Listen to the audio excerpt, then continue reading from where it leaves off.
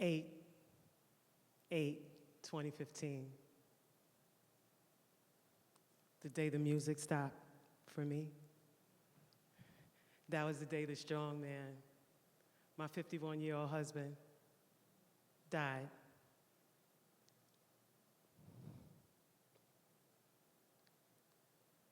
The provider, the protector, the guardian of our home, gone. I remember making all the reservations, making all the details, seeing but not seeing, hearing but not hearing, just trying to fathom how somebody I was talking to at lunch was on life support by dinner and gone the next day. My head was spinning. My reality, I just wanted to go back, wanted to reverse, but everything was in overdrive.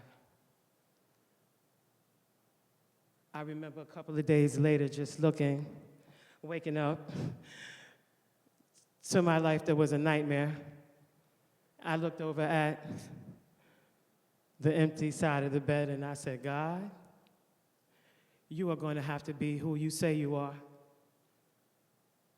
because I have never been at a point in my life where nothing earthly can help me. I had never been that broken. I had never been that alone, lost, and vulnerable in my entire life. But that was the beginning when faith became the absolute foundation of my life. I looked to my mother for help, but she had just lost her mother, so I knew she wasn't going to be much help. But not because she didn't want to be, but just because we were all reeling. My children were beyond devastated. I knew I had to be a living, breathing example of faith that my kids could see and my kids could feel and my kids could touch, because they needed to know that we were going to get past this. I had support. I had people that were there for me, but I knew that that wasn't just going to be good enough. I knew that I had to figure something out. I had to stand for them because they were my why. I knew what I had to do. I knew what I was fighting for. I knew where we had to go, but I just didn't have a clue of how to get there.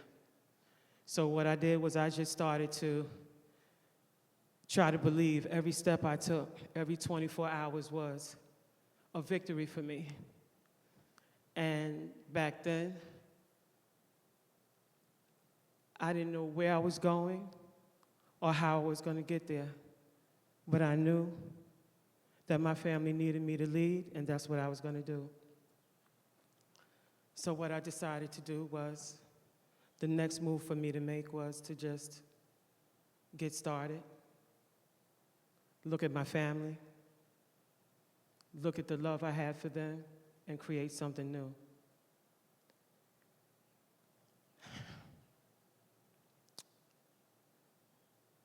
But I guess it was a good thing because life didn't give me too much downtime. The new roles I had to learn, I had to be the provider, the protector, the guardian. My mother was so lost, she began to drink for a period. I had to call Savannah to come down from school to support me. I didn't know what I was going to do or how I was going to do it. I started to just believe that I had to move forward. I looked at everything that was in front of me, and I just felt blind. When I decided to just stop and look at all the new things I had to do, I had to learn about the bills, I had to learn about the being responsible with money. I had to talk to creditors. I had to call the creditors, snap out of it just in time so that we wouldn't go into foreclosure. I knew the statistics on widows were not good. I knew the odds were against me.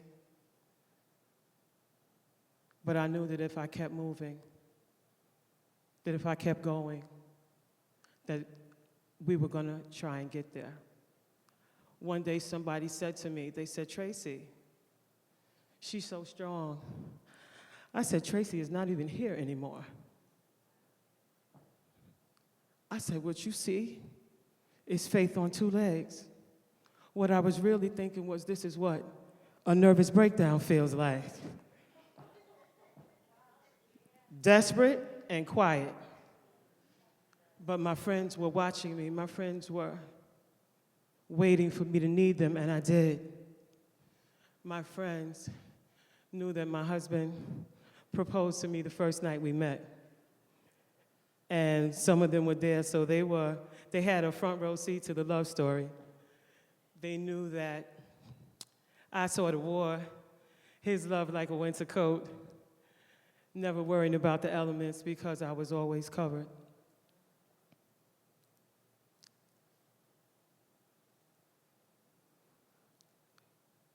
But I thank God for my friends during the dark days. I'll never forget how they covered me, but right then I knew I had to pray, and I had to keep moving. So I realized that I had to change because nothing was the same anymore. 28 years didn't exist anymore. My life was different. I decided that I'm going to step outside of this grief. I'm not going to let it control me anymore. I decided I was going to choose hope, and I was going to keep my heart open for the day when maybe joy came back. At that time, I couldn't figure out when joy was coming back. I couldn't even imagine joy coming back. But I knew that if I was going to give God something to bless, I had to keep being in motion. So what dawned on me at that time was that grief and loss can make you selfish. It can make you sullen, bitter, brittle, and just focused on yourself. But I didn't want to be that. I decided that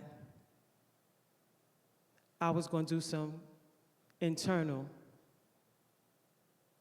overhauling, some construction on the inside. I was not going to let grief determine who I was anymore. I needed to look outside myself. I needed to step outside. I needed to be that person that had some hope inside my heart again. So what did I decide to do? My solution was to start looking for people that might need me. Look for people that were broken, look for people that were hurting, and just show up for them.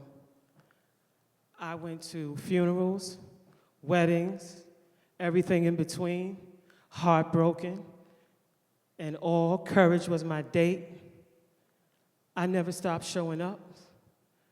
I never stopped showing up even when I had tears in my eyes, because I knew if I could celebrate somebody's victories, even when I wasn't victorious, maybe, just maybe, my turn would come again. The ultimate test for me came when I had to take in my brother out of rehab. I didn't know if I was making the right decision. Nobody agreed with me. But I got to witness him develop a relationship with God. And after 33 years of drug addiction and alcoholism, I saw my brother finally believe that he could be who and what God said he could be. So something beautiful happened that I didn't expect. His walk for redemption became a walk we shared together. When his cross got heavy, I got up under it, and we carried it together. When the drugs fade and the alcohol fades, the shame comes up. And I knew, I told him, I said, bro, listen to me. If you don't hear anything else I'm saying, if you can forgive yourself, with God, all things are possible. I think he believed me. I thought I was done with a lot of loss, but then we got hit with a tsunami of death. My mother died. A few months later, her father died. 6 months later, her sister died. 5 months later, her other sister died. The brother I took in died. And I almost lost my son. But guess what, y'all? Guess who was ready? I was prepared. That first round of loss made me better, made me stronger. Right here in this house, I got equipped.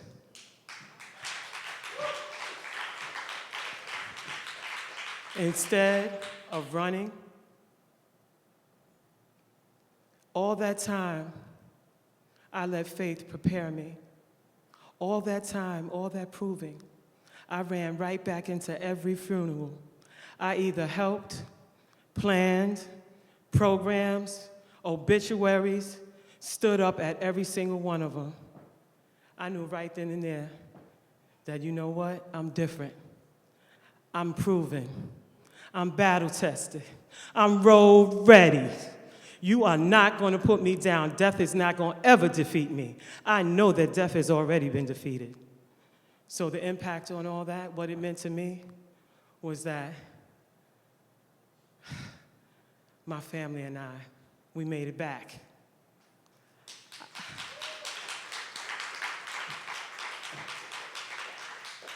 I knew right then and there that we were one of the lucky ones. I knew that for some odd reason, God spared us. All that believing, it was for a reason. I sat many a days and I thank God for changing me, making me different, tenderizing my heart, making it more tender, allowing me to understand that listening was way more important than talking, allowing me to be a more tender, compassionate version of myself, all that breaking and crushing and proving. I knew that it had a purpose. I realized that it was going to make me a better person, a better Tracey, a better mother. I knew that when my bishop told me, Tracey, do it afraid, even when you're scared, I knew that had it not been for all that loss, all that grief, my faith would never be where it is today. It never had to be. I also knew that if I could stand, then I could stand through anything. I looked at my family members. I see their pictures, and I know that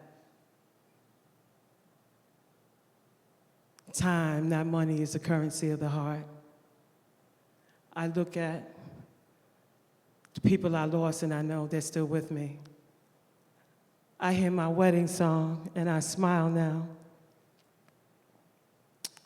Somebody said to me one day, Tracey, what if this God and faith don't work? I said, listen, God is just going to have to disappoint me then, because I'm not giving up on him. He's my only option.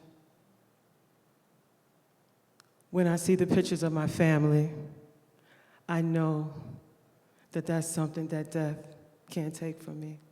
It transcended it. When I hear my mother's voice in my head, I see her smile. It calms my spirit. When I see my nephew, Jalen, I know Derek still lives. And now, I walk in hope. I walk in so much victory. I walk in encouragement. I'm excited about my future. I'm encouraged about who I can still be. And I live Hebrews 11:1. Now faith is the substance.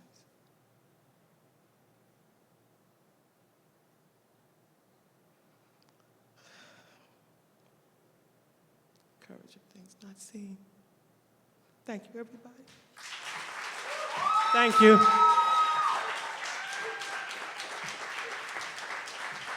Thank you.